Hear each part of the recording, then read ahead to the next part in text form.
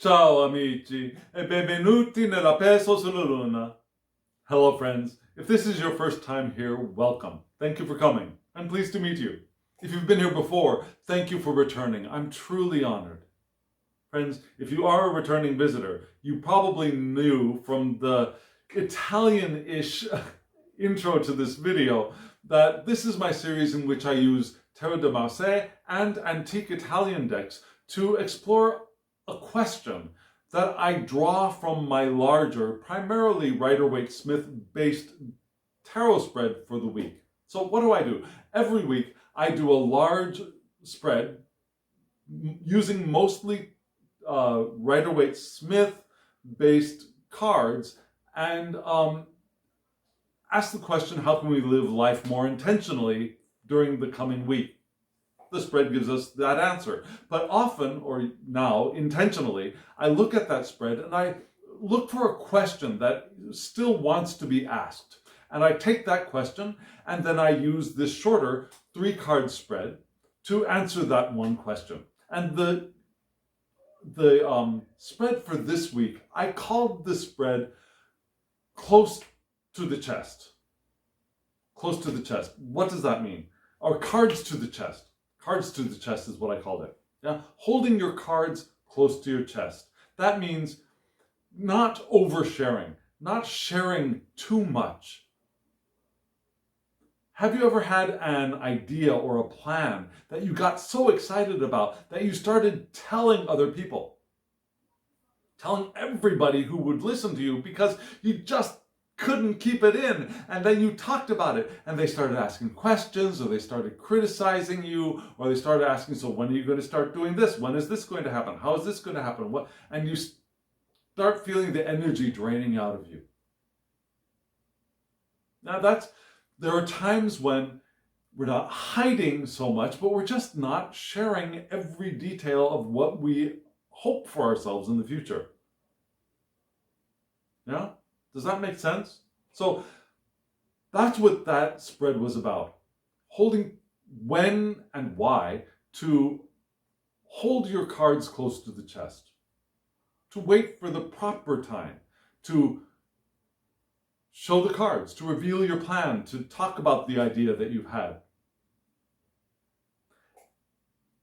And from that spread, there was the 7 of Swords. Now, the 7 of Swords in the Tarot of the Holy Light, which is not a Rider-Waite-Smith based deck, but rather a continental tarot based deck, based on the continental tarot, like the Tarot de Marseille, the Atea decks, etc. Before Rider-Waite-Smith, before the Golden Dawn. A little bit more akin to the esoterica around the decks that I use for this series, the Tarot de Marseille, the antique Italian decks. So that 7 of Swords actually has a meaning similar to the 7 of Swords from a Rider-Waite-Smith deck. It's that the fox carrying the hen away from the hen house, getting away with something. And sometimes that can be an immoral or an unethical or an even illegal act. But sometimes it's neither illegal, immoral, nor unethical. Sometimes we're just going our own way. We're finding an opportunity that could be beneficial to us, that could get us closer to what we want to experience. And still, there are times when we feel guilty about that. We feel like we're getting away with something. Has that ever happened to you? If it hasn't, you're a lucky person. So, from that larger spread, I pulled this long, convoluted question. Let me read it to you twice. First time. Why do we often feel guilty or anxious about doing what we need to do to take advantage of an opportunity that presents itself to us? Pretty twisted, huh? Let me ask that again. Why do we often feel guilty or anxious about doing what we need to do to take advantage of an opportunity that presents itself to us? Well, there's an opportunity that presents itself to us, And we can take it without feeling like we're bashing other people away, out of our way. We can move in the direction of taking advantage of that opportunity. But sometimes, in fact, maybe more than sometimes, we start feeling guilty or anxious about doing that because nobody else is, we feel like we're getting away with something. You know what? Do you know what I mean? So that's the question. Right now, I will show you that question in printed form. Don't worry, you'll have a few seconds to read it, and I will show you the cards from the deck that I chose from this week. Take a look.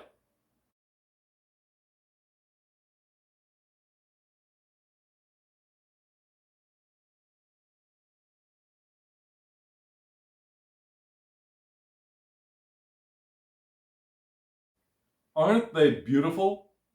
Now, when I came up with this spread, when I came up with this question, that an image of an Italian deck started to form itself in the back of my mind. And I wasn't exactly sure which Italian deck it was.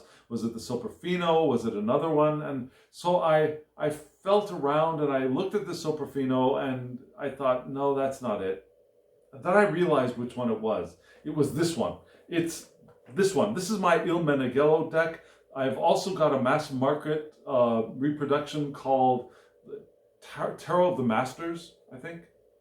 Anyways, there's a mass market version of this deck, but this is the one from Il Meneghello, which is the one I prefer to use in my office because the cards are very stiff and it makes a lot of noise when I riffle shuffle them. It makes a lot of noise when I riffle shuffle them, and I don't like doing that at home because it's just too much clack, clack, clack, clack, clack, clack, clacking. I've got my mass market deck, which is much softer to shuffle at home. And I've also trimmed that one. So anyways, that's my own little personal deck at home, and this is the one I use at my office. It's a beautiful deck. And when I chose that deck, there's one thing in this deck that I love in a little bit of a twisted way. I love the Queen of Swords in this deck. I love the Queen of Swords. And after I chose this deck, before I actually started shuffling to answer the question, I'd had the question, I'd chosen the deck, and the next day I was going to lay it all out. But in between there, I thought, wouldn't it be funny if that Queen of Swords showed up? That Queen of Swords showed up, right? Right smack dab in the middle of the spread. So we've got, from left to right, we've got the Wheel of Fortune. Now, here it's just called La Fortuna, fortune, but it's the Wheel of Fortune, right? For most of us. Then we've got that Queen of Swords that I love so much in this deck.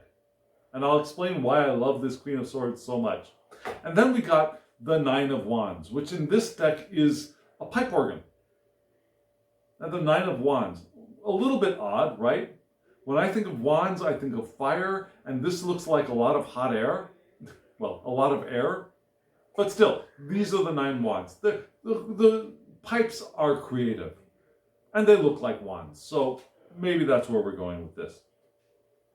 Now, actually, it's not a pipe. Well, it is a pipe organ of sorts. You can see the bellows behind. It's a very simple pipe organ. There are bellows behind, and there is a keyboard in front. But we'll get to that in a moment. We're going to start. Where am I going to start?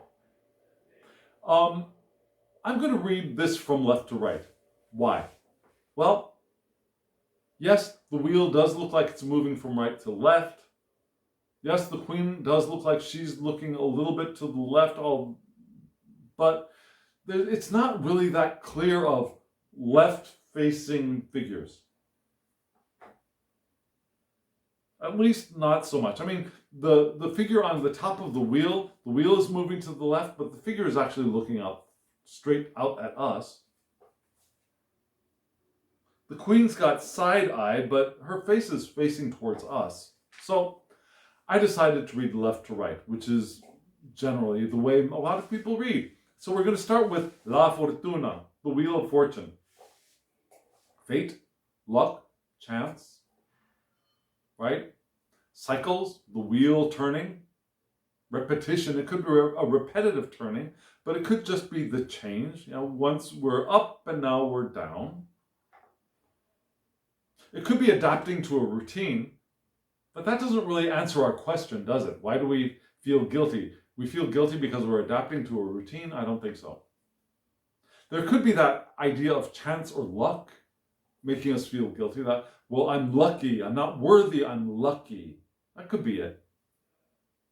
Could be the end of a cycle or a new departure. That's the opportunity, right? The opportunity is a new departure. Feeling like luck, maybe. Maybe that's what makes us feel anxious or guilty, because we don't feel like we've earned it. That if you're from the United States, maybe we all have that, whether we're Catholic, we're Jewish, we're Muslim, we're Protestant. If we've lived in the United States long enough, we've got that Protestant feeling of how you have to earn what you get. Right? We haven't earned this opportunity.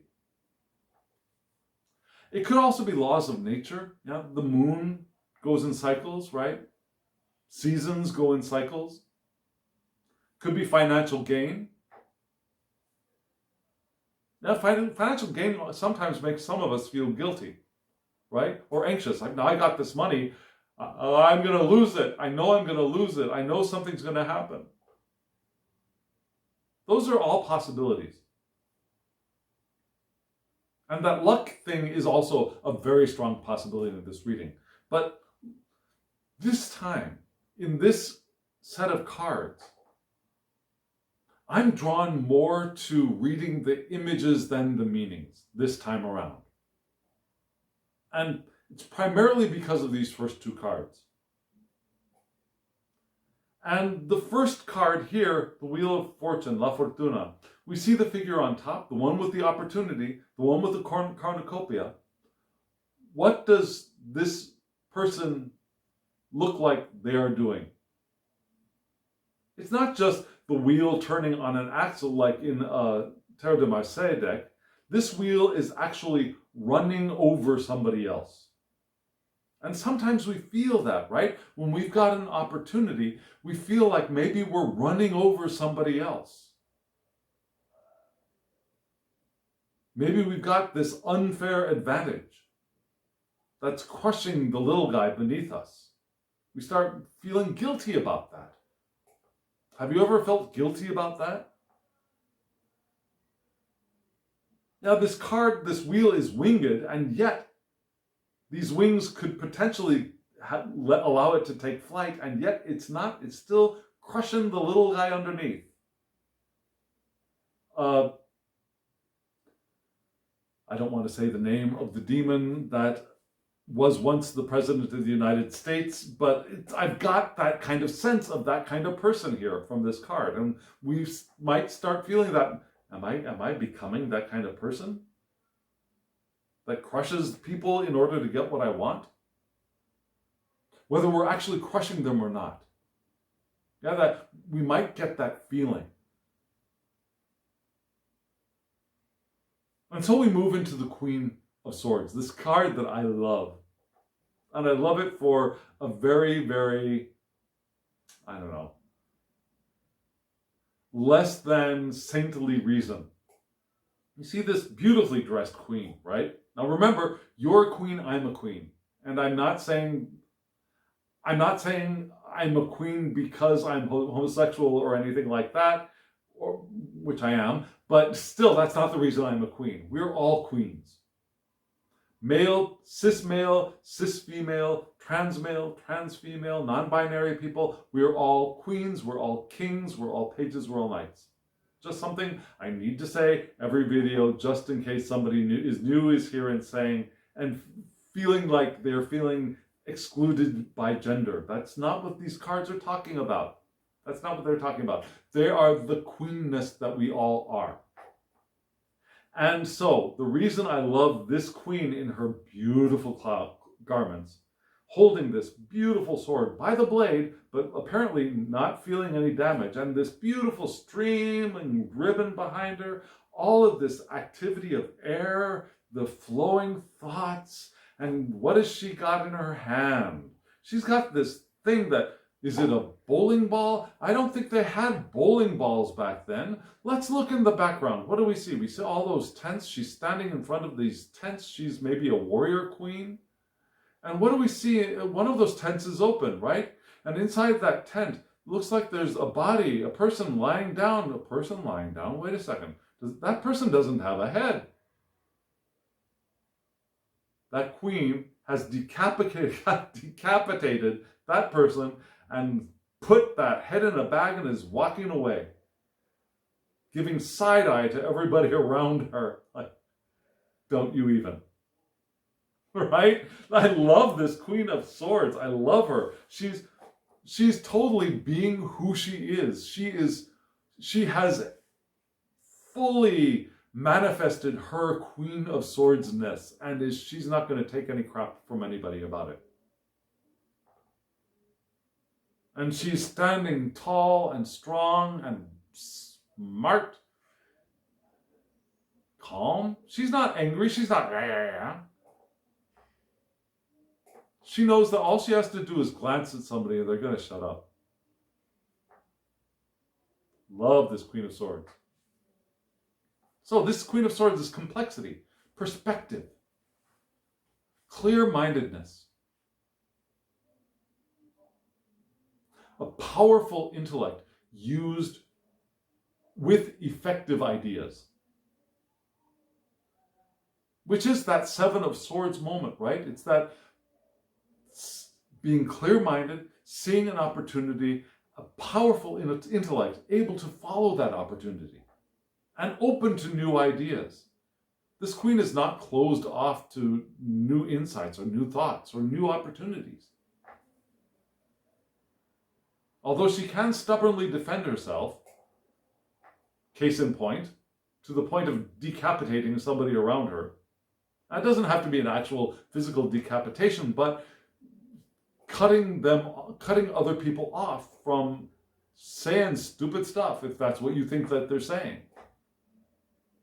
Now that's that stubborn, it could go into stubbornness and defensiveness, defending your own ideas, for good or ill. There are times when we want to defend our ideas, certainly, but there are times when we also want to be open, and this queen can be open to new ideas, but this queen can also decide, nope, no more, good, that's the end. This queen is able to say what they want. Say whatever they think is correct. They're honest. They're not liars. They are honest. They're direct, which can sometimes be read as harsh. And sometimes we can feel guilty about that, right? However, that's the queen going into the shadow aspect. Staying out of the shadow aspect of the queen, this queen can help us to move beyond this real feeling of crushing other people. Yeah?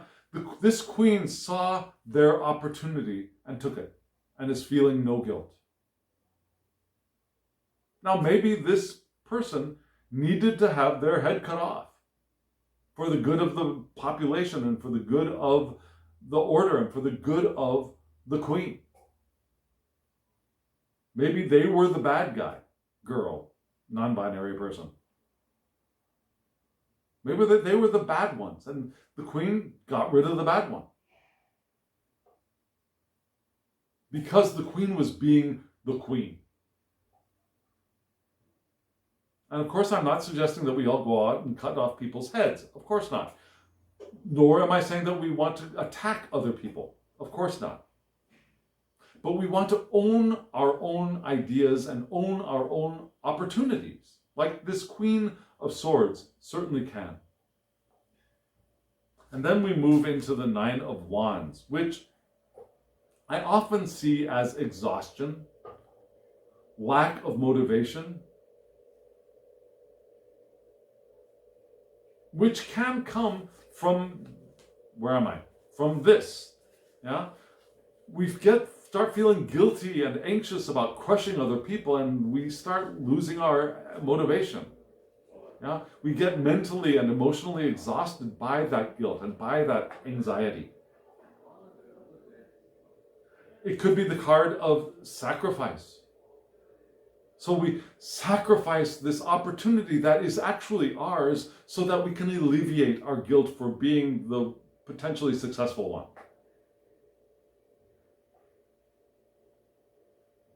But there are other meanings of this Nine of Wands. It could be self-domination. Now we start feeling that guilt, and we say, okay, I recognize I'm feeling guilt, I'm feeling anxious, I recognize that is an unhelpful emotion at this time, and an emotion that is just a trigger from my unconscious, and this opportunity is actually mine, and I dominate myself, not like a tyrant, but I get my crap together. And I move in the direction that I want to move in. I can experience the symbolic end or true end of something, of the past, and allow myself to walk through the door into this new opportunity. It's a card of accepting our place. Also renunciation. We can make that choice to renounce the opportunity, which would be a pity, since we're not doing anything illegal. That's not the question. The question is not, oh my God, are we going to do something shady to get what we want? That's not the question. We have this clean, wonderful opportunity that we sometimes feel guilty about. And sometimes we can make this choice to sacrifice ourselves for what we think of as the greater good, the good of other people, when actually the greater good is our achieving our success and being happy and radiating our happy around us and sharing the bounty of our success with those around us. That's really serving the collective. Now we put our own face masks on before we help put the face masks on those around us. We take our own opportunity, and then we can give opportunities to others around us. Now, looking at this pictorially, what do I see? I see a pipe organ, playing, and music open in front of it. So maybe this card also could mean, as another reading of this card, is play your own tune. Play your own music. Be creative.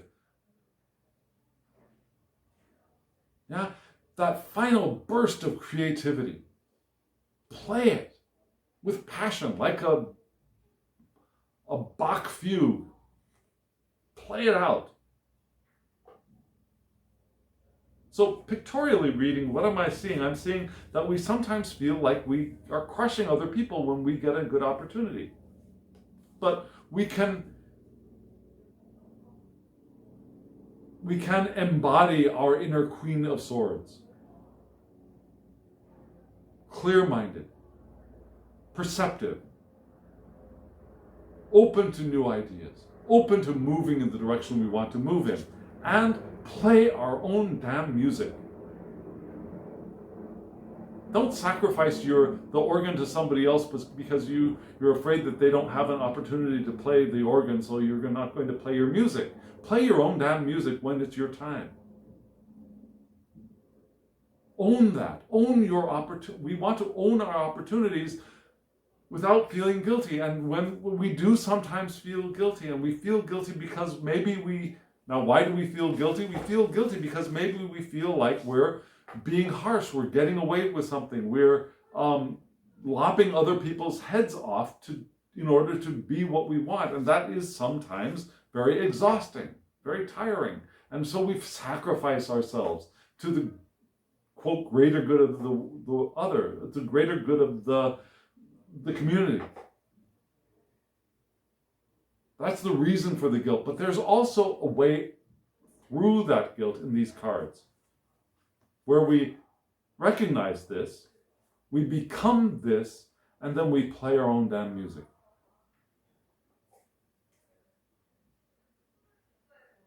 And again, we're not talking immoral, illegal, or unethical things. We're talking about an opportunity with potential for us. Owning our worthiness, owning our inner Queen of Swords, even if it feels like maybe we're cutting somebody's head off, and play our own music. What do you think? Does that make sense to you? I hope it does. So friends, this is the reading. If you're still here, hit the thumbs up button so that YouTube knows that you got something out of it and other people might get something out of it too. It helps the channel.